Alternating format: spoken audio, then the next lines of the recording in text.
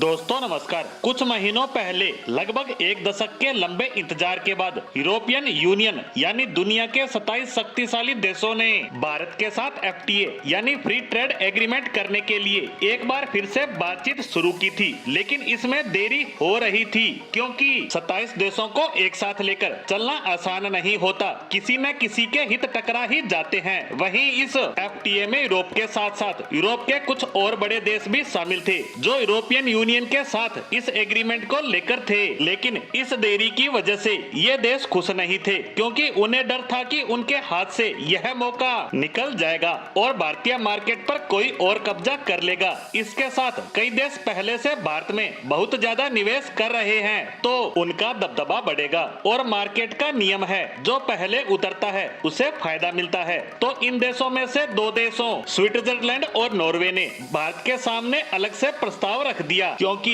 ये दोनों ही देश बहुत ज्यादा पैसे वाले हैं, जिनमें आप स्विट्जरलैंड के बारे में तो जानते ही होंगे। वहीं नॉर्वे के पास भी बहुत ज्यादा पैसा है जो उसने चुपचाप अपना तेल बेचकर इकट्ठा किए हैं। तो इन दोनों ही देशों ने भारत से कहा कि हमें अपने मार्केट का एक्सेस दे दो, इसके बदले में हम भी आपको $100 बिलियन का निवेश देंगे। इन दोनों ही देशों ने कहा कि आप यूरोप को छोड़ो, हम दोनों ही देश ही मिलकर आपको $100 बिलियन इन्वेस्टमेंट के लिए देंगे।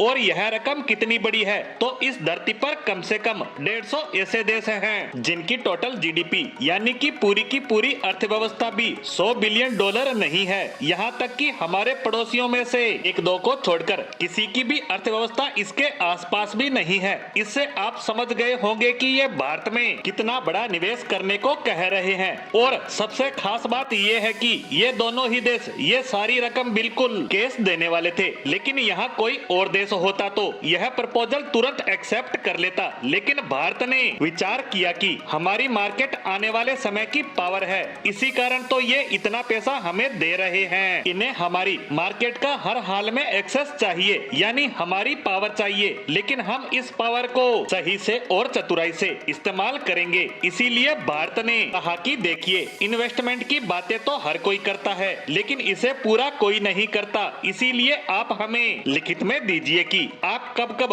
और कितना कितना इन्वेस्ट करोगे। और यहीं पर ये दोनों देश आउट हो गए। इन्होंने शांति धारण कर ली और कई महीनों तक विचार विमर्श किया और अब ये एक नया पैक्ट भारत के साथ साइन करने वाले हैं जो कि लिखित रूप में होगा कि हम आपके देश में $100 बिलियन निवेश करेंगे, जिसकी टाइमलाइन है 15 साल, यानी हर साल $8 बिलियन के लगभग, यानी 70,000 करोड़ रुपए हर साल। और यह डील लगभग फाइनल स्टेज पर पहुंच चुकी है जो कभी भी साइन की जा सकती है। इसी के साथ भारत में इतने बड़े निवेश से जुड़ी हमारी आज की पोस्ट को यहीं विराम देते हैं। धन्यवाद।